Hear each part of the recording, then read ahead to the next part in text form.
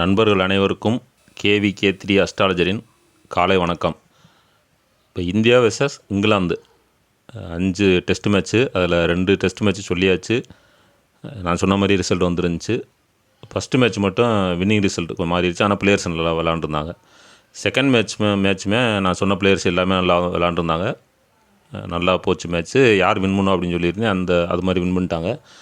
நான் 4 நாள் இழுத்து கொண்டு போயிடுச்சு மேட்ச். செகண்டு டெஸ்ட் மேட்ச்சு 3ஆவது நாளே முடியும் அப்படின்னு சொல்லியிருந்தேன். மறுநாள் வரைக்கும் போயிடுச்சு. இருந்தாலும் இந்த ஃபஸ்ட்டு ஒரு 2 நாள் நான் என்ன சொன்னேனோ அது அப்படியே நடந்துருந்துச்சு. 3ஆவது நாள் கொஞ்சம் மாதிரி 4ஆவது நாள் கொண்டு போயிடுச்சு. இது எல்லாமே இந்த நட்சத்திரமும் லக்ன நகர்வு இதில் வச்சு கணிக்கிறது தான். அவங்களோட ஜாதகப்படியும் அன்றைக்கி எப்படி இருக்கும் அப்படிங்கிறது மாதிரி தான் இருக்கும் ரிசல்ட்டு. இப்போ 3ஆவது டெஸ்ட் மேட்ச்சு எனக்கு பதிவு பண்ணுறதுக்கு நேரம் இல்லை அப்படின்னாலும் டெலகிராம் வாட்ஸ்அப்பில் கேட்டுக்கிட்டே இருக்காங்க நண்பர்கள். அதிலே கூட சொல்லிட்டு போயிருக்கலாம் யார் வின் பண்ணும் அப்படிங்கிறத. இருந்தாலும் வீடியோ போட்டும் பதிவு பண்ணி ரொம்ப நாளாச்சு, அதனால் ஒரு வீடியோ பதிவு பண்ணுறதுக்காக பதிவு பண்ணுறேன். 3ஆவது டெஸ்ட் மேட்ச்சில் சில மாற்றங்கள் பண்ணியிருக்காங்க இந்தியாவை பொறுத்த வரைக்கும்.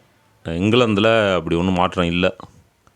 இது எல்லாமே நெட்டில் இருந்து பிளேயர்ஸ் லிஸ்ட் எடுத்தது, ஆனால் கன்ஃபார்ம் பிளேயர்ஸ் தெரியல. ஒருவேளை நான் சொன்ன பிளேயர்ஸ் ப்ளே பண்ணலை அப்படின்னா அதுக்கு தகுந்த மாதிரி கொஞ்சம் ரிசல்ட் முன்ன பின்னா இருக்கலாம். அப்படி தான் இருக்கும். இப்போ இந்தியாவை பொறுத்த வரைக்கும் ஆர் சர்மா கேப்டனாகவும், இங்கிலாந்தில் பி ஸ்டோக்ஸ் அவர் கேப்டனாகவும் இருக்காங்க. அதுதான் 2 டெஸ்ட் மேட்ச்லேயும் அவங்க தான், இப்போ இதுலேயும் அப்படி தான். இந்தியாவில் R Sharma, Y Jaiswal, S Gill, R Patidar, S Khan, KS Bharat, A Patel, R Ashwin, K Yadav, J Bumrah, M Siraj, இந்த 11 பேரும். இங்கிலாந்தை பொறுத்த வரைக்கும் Z Crawley, B Duckett, O Pope, J Root, B Stokes, J Bairstow, B Foakes, T Hartley, S Bashir, R Ahmed, J Anderson இவங்களாம் விளாட்ற மாதிரி சொல்லியிருக்காங்க. இப்போ 15/2/2024 அன்னைக்கு காலையில் 9:30 மணிக்கு ராஜ்கோட், குஜராத்தில் உள்ள ராஜ்கோட்டில் மேட்ச்சு ஸ்டார்ட் ஆகுது. இந்த மேட்ச் 4 நாள் போகும். நான் ஆரம்பிக்கக்கூடிய நட்சத்திரமும் அப்படி. லக்னம் வழக்கம் போல் லக்னம் மாறாது. எந்த 9 மணினா அதே லக்னம் தான், அதாவது மீன லக்னம் தான், அதில் எந்த மாற்றமும் வராது. இப்போ இதில் சில மாற்றங்கள்லாம் லாஸ்ட் 2 மேட்ச்சுக்கும் இதுக்கும் சில மாற்றங்கள்லாம் இருக்குது. பிளேயர்ஸு விளையாடக்கூடிய பவர் அதில் உள்ள மாதிரி இதில் இருக்குமா அப்படின்னா கொஞ்சம் வித்தியாசங்கள் வரத்தையும் செய்யும். ஏன்னா லாஸ்ட் 2 மேட்ச் விளாண்டப்போ சூரியன் மகரத்தில் இருந்தார், இப்போ கும்பத்துக்கு வந்துட்டார். இது போக சனி அஸ்தமனம் ஆகிருக்கு, புதன் அஸ்தமனம் ஆகிட்டார். அஸ்தமனமான சனியோட சூரியன் போய் உட்காந்துருக்காரு. செவ்வாய் 1 கிரகம் மட்டுமே உச்சத்தில் இருக்குது, உச்ச வீட்டில் உட்காந்துருக்கார். மற்ற கிரகங்களுக்கு சனி சொந்த வீட்டில் இருக்கார். மற்ற கிரகங்களுக்கு சிறப்பு இல்லை அப்படிங்கிற மாதிரி தான் இருக்குது. அப்போ சனியும் செவ்வாயும் தான் சிறப்பாக இருக்குது. இப்போ அந்த அடிப்படையில் பார்க்கும்போது 15ஆம் தேதி என்னென்னா பரணி நட்சத்திரம் ஆரம்பிக்குது 1ஆம் பாதத்தில். 16ஆம் தேதி கார்த்திகை நட்சத்திரம், 17ஆம் தேதி ரோஹிணி நட்சத்திரம், 18ஆம் தேதி மிருகசீரிஷ நட்சத்திரம். இப்போ 15ஆம் தேதி பரணி நட்சத்திரத்துடைய அதிபதி சுக்கிரன், 16ஆம் தேதி கார்த்திகை நட்சத்திரத்துடைய அதிபதி சூரியன், 17ஆம் தேதி ரோஹிணி நட்சத்திரத்துடைய அதிபதி சந்திரன், 18ஆம் தேதி மிருகசீரிஷ நட்சத்திரத்துடைய அதிபதி செவ்வாய். இப்படி தான் மேட்ச் போய்கிட்டு இருக்கு. இப்போ இந்தியா ஃபஸ்ட்டு பேட்டிங் பண்ணாலும் சரி, இங்கிலாந்து ஃபஸ்ட்டு பேட்டிங் பண்ணாலும் சரி, யாருக்கு நல்லாயிருக்கும் அப்படின்னு பார்ப்போம். இப்போ இந்தியா ஃபஸ்ட்டு பேட்டிங் பண்ணால் ஆர் சர்மா அவர் ஒரு 1 மணி நேரம் நிற்கலாம், ரெண்டாலும் பெருசாக பாயிண்ட் இல்லை. அவர் அப்படி தான் இருக்கும். இதே நிலம் தொடருச்சுன்னா ஐபிஎல்லையும் கூட அவருக்கு பெருசாக ஒன்றும் சாதிக்கிற மாதிரி இல்லை, அப்படி தான் இருக்குது. ஏன்னா அவர் கொஞ்சம் பின்வாங்கக்கூடிய கிரகம் இப்போ தான் வந்துருச்சு. ஓரளவுக்கு பாயிண்ட் எடுப்பார்.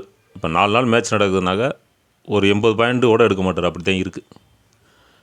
ஒய் ஜெய்ஸ்வால் எடுத்துக்கலாம், S Gill, S Khan, A Patel, R Ashwin, K Yadav, J Bumrah இவங்களையும் இங்கிலாந்து ஃபீல்டிங் பண்ணால் Z Crawley, O Pope, J Root, T Hartley, R Ahmed, J Anderson இவங்க மொத்தம் 13 பேர் சொல்லியிருக்கேன்.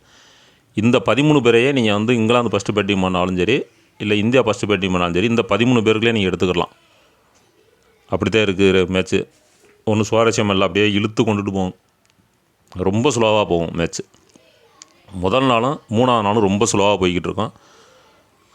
அதாவது 15ஆம் தேதியும் 17ஆம் தேதியும் ஸ்லோவாக போகும். அதாவது 30 பாலுக்கு ஒரு ரன் அப்படிலாம் போய்கிட்டு இருக்கோம். கொஞ்சம் இன்ட்ரெஸ்ட் இல்லாமல் இருக்கும் பார்க்குறதுக்கு. அதே இது 16ஆம் தேதியும் 18ஆம் தேதியும் கொஞ்சம் வேகமாக இருக்கும். அடுத்தடுத்து விக்கெட் விழுகிறது. 16ஆம் தேதி அடுத்தடுத்து எந்த டீம் அட்டன் பண்ணுதோ அந்த டீமில் வந்து ஆல் அவுட் ஆயிரும். 18ஆம் தேதியும் அதேமாதிரி ஆல் அவுட் ஆயிரும். அந்த ஆல் அவுட் ஆகிற அணி வந்து யாருன்னு கேட்டிங்கன்னா இங்கிலாந்து டீம் தான். 16ஆம் தேதி இங்கிலாந்து டீம் வந்து பேட்டிங் எடுக்கும், மதியத்துக்கு மேலே ஆல் அவுட் ஆயிரும். அதே மாதிரி 18ஆம் தேதியும் மதியத்துக்கு மேலே எடுக்கும், ஆல் அவுட் ஆயிரும். அப்போ இதிலே உங்களுக்கு தெரிஞ்சிருக்கும், வின் பண்ணக்கூடிய டீம் வந்து இந்தியா தான் வின் பண்ண போகுது. ஃபஸ்ட்டு பேட்டிங் பண்ணாலும் செகண்ட் பேட்டிங் பண்ணாலும் இந்தியா வின் அப்படிங்கிற மாதிரி எடுத்துக்கங்க இந்த மேட்சை பொறுத்த வரைக்கும்.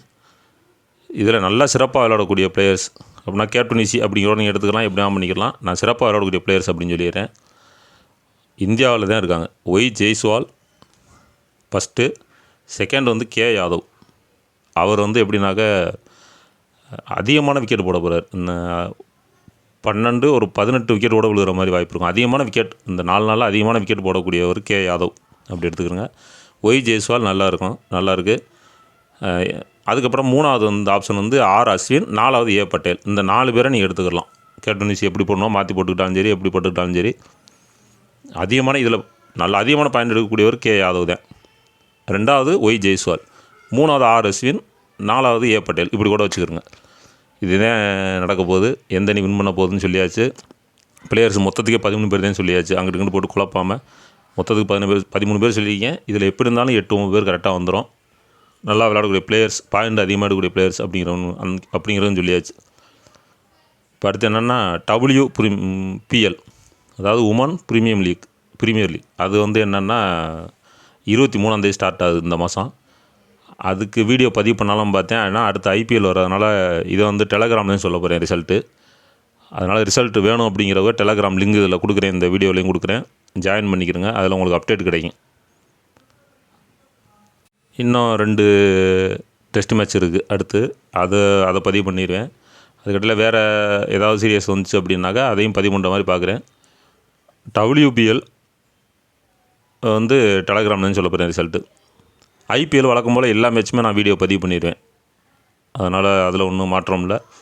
அதிலே ரிசல்ட்டுன்னு சொல்லிடுறேன். வழக்கம் போல் போன வருஷம் ஃபஸ்ட்டு எனக்கு எந்தளவுக்கு ஆதரவு கொடுத்து நிறையா சப்ஸ்கிரைபர் வந்திருந்தா நல்லா இருந்துச்சு.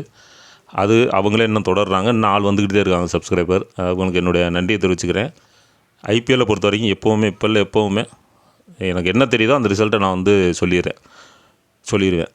அதனால் IPL வீடியோ 77 மேட்ச்சு சொல்லியிருக்கா. 77 மேட்ச்சுமே நான் வீடியோ பதிவு பண்ணிடுறேன். அப்படி இல்லை முடியலைனாலும் ஒரு 10-15 மேட்ச் பதிவு பண்ண முடியினாலும் மற்ற மேட்சஸ்லாம் ரிசல்ட் அதிலே சொல்லிடுவேன். யார் வின் பண்ண போகிறா, எந்த பிளேயர்ஸ் நல்லாயிருக்கு அப்படிங்கிறதையும் சொல்லிடுவேன்.